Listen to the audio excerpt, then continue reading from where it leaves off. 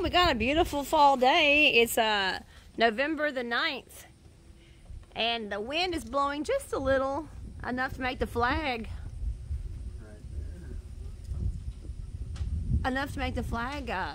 pretty in the wind, and the leaves are falling from the trees, so it's not a bad day. It's beautiful. All right, well, this is the follow-up video to what Steven just posted, and Steven has a pink rubber ducky.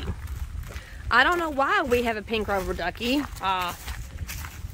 AJ hasn't played with rubber duckies in a very long time. I came back from the grocery store and found that Steven was raiding AJ's room.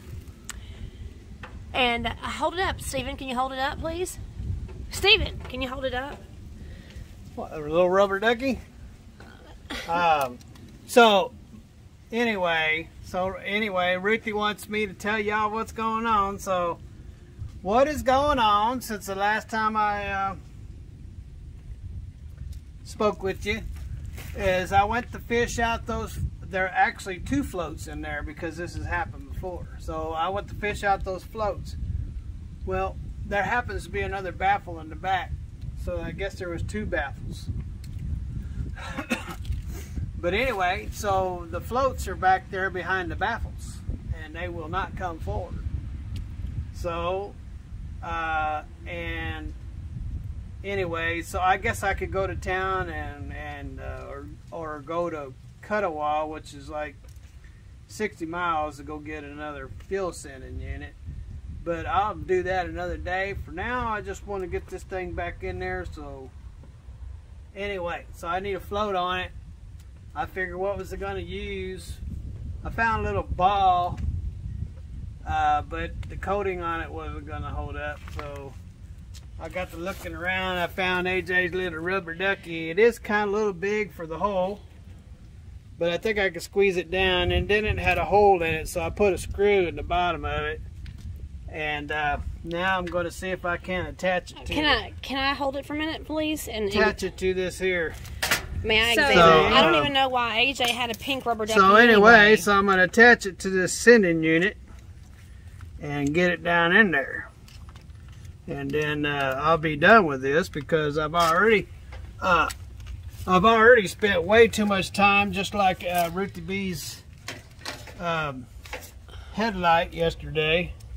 Go to change the bulb and spend half the day taking half the car apart to change the bulb. So, and only to have the other bulb blow out while I was changing that bulb. So anyway, so some projects look like it's going to take 10 minutes and then they end up taking 50 years. So I don't want to spend any more time with this than I have to.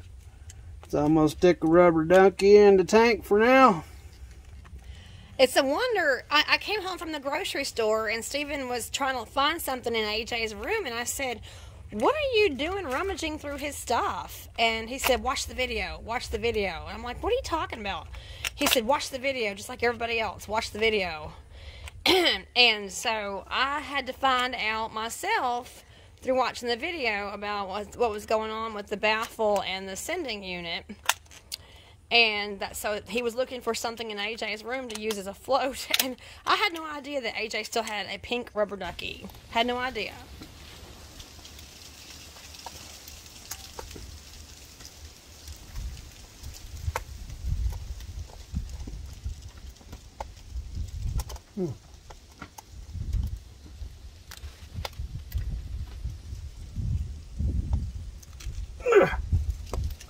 There we go.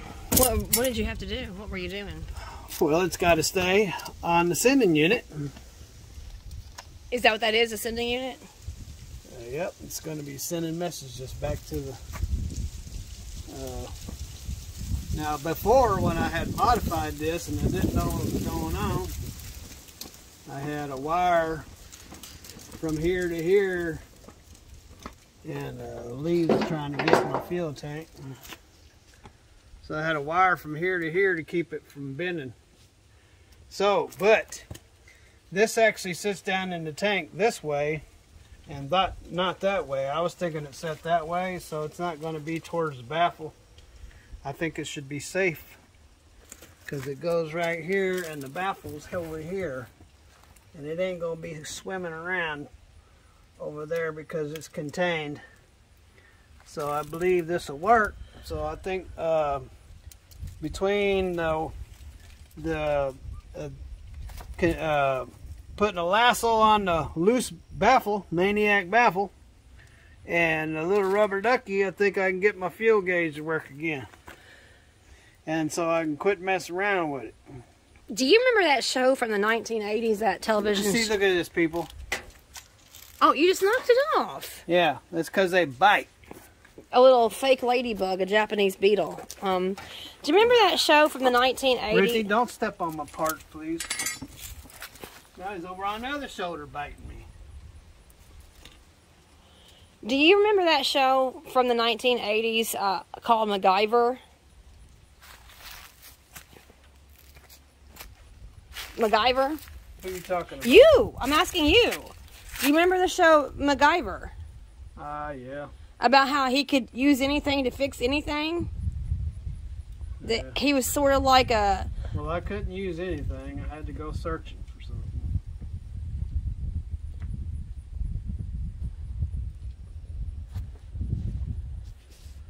Yeah, there's one of those Japanese beetles right there. It's on me now. It's not even a real ladybug. It's like a knockoff ladybug. And they're everywhere. Like they're Asian beetle or something. They're called either Japanese beetles or Asian beetles. They don't have the right... They're knockoff ladybugs is what they are. They're not the real deal. But they look like ladybugs. They, Alright, let's see if I can get this but they stink.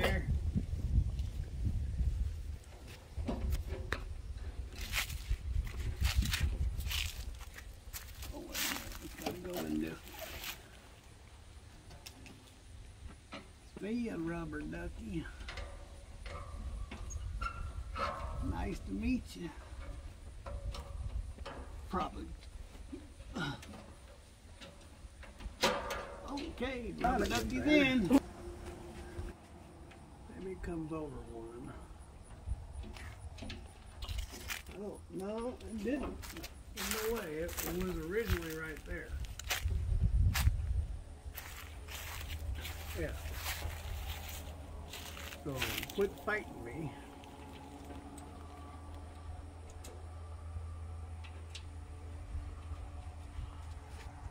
Oh, there's another one of those Japanese beetles on my arm. Look at that. Maybe it's an army beetle. Ah, maybe. I don't know what it is with them things, why they keep trying to bite me on my shoulders. I guess it's just like the other 100,000 bugs in this planet that try to bite me on my shoulders. I don't know what it is about bugs and my shoulders.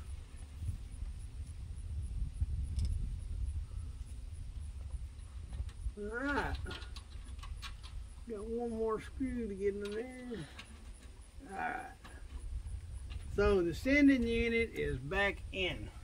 Wow. So. And to think you used a rubber ducky. Yeah, and wired up a baffle that was doing all the damage inside the tank. Well, Steven, this really should be on a McGyver episode from the 1980s. Well, I used to love that I show. don't know about it being on a McGyver, but I know one thing. I'm done working on this darn thing, and that's what I want to be done with it.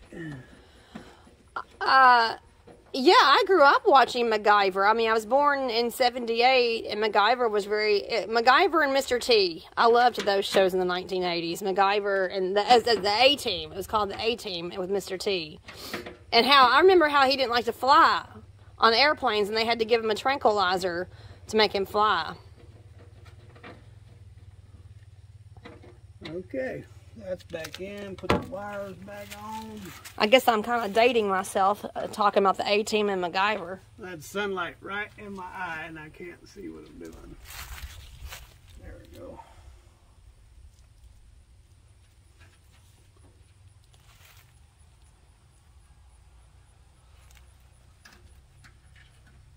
come on. And that's blinding me. Hey. I'm looking in a dark hole and the sunlight is shining off that tank and right into my eyeball. Okay. One more screed for the other wire. And tighten it up and see if I got a fuel gauge. Operating fuel gauge. Maybe you can get the Nobel Peace Prize for that. That's silly. I was just being silly. That has nothing to do with the Peace Prize. I was just being silly. But, I mean, I have to hand it to you, Steven. I have to hand it to you. I mean... So, now every time I pull my fuel cap off, I'll be fishing that baffle up. See, right there it is. See it down in there? See, right down in there, you see that metal line? Hold on. Well, you're standing right in the sunlight. Well, I do see it. I do see that metal. And there's no way to solve that, is there? So, anyway, Ruthie's standing in her own light. See it? That's the baffle right there. I do see that. So, I got it chained up, wired up to this gas cap or fuel cap. So, it's contained and it ain't going down there wreaking havoc like a maniac. Wow. So anyway, now let's see if we got a fuel gauge.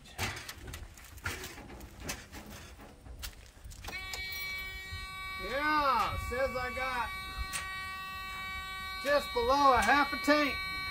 And that would be... Plus I got a Beetle on my key switch. Oh, yeah. Be gone. So it's going to work then? For now, until I get my freightliner and get me a... What? How are you going to get that metal piece out of there? What metal piece? The baffle. It ain't coming out of there unless I get a brand new fuel tank. Really? The only way they can fix that is to cut the end of this tank off and get in there and weld it back on. So you're stuck with it then? And I'm not going through and go buy a brand new fuel tank. I know one day if I plan on keeping this thing, which I doubt it, but if I do plan on keeping it, I'll put steps under the door here, put stacks all the way down with picket elbows, and then put the tanks back there. That's if I kept it, but I doubt if I'll keep it. Plus, I don't like how high it is, and so it's about this high off of the... Make sure I ain't lying. Yeah. So the cab and the sleeper, which are one unit, this is the bottom of the cab right here, where these rivets are. This is an extension. So, and then right about here is the top of the frame. So that's that far that this dude is sitting up above the frame, and when it gets in the wind, it rocks. And I ain't into that stuff. And so, if I did keep it, that'd be another thing I would do, is I would take and lower the cab closer to the chassis and make it sturdier so it didn't rock as much. And then if I did that, of course the hood wouldn't fit, and so I'd have to make a new cowl a little higher and go up to about here with a new cowl so it will match the hood. Are you saying cow? Like moo? Yeah, it's a cowl. This is called a cowl right here. That's called a cow? Yeah, and it's separate. It's the firewall. It's either called a cowl or a firewall. So this is the firewall, and that's the cowling. And so anyway, so yeah, I'd have the hood would be too tall, so I would have to lift the cowl up so it would match it. That's funny. I'd have to lift the cowl up. I would put air ride on the front suspension and cut these fenders off, put other fenders on. And, that's a lot. And some double humps in the back. And but I doubt if I'll keep this truck. After being a Peterbilt man, Freightliners just don't turn me on, but it's a good truck. Well, it's paying the bills. Yeah. It's our workhorse. Yep. So, well, that job is done, and now Ruthie's headlights. I guess I'll have to go deal with that. So anyway, so that's part 2 of the sending unit on the freight checker. We got it fixed with the rubber ducky and some coat hanger. So y'all, God bless, have a great day, and later.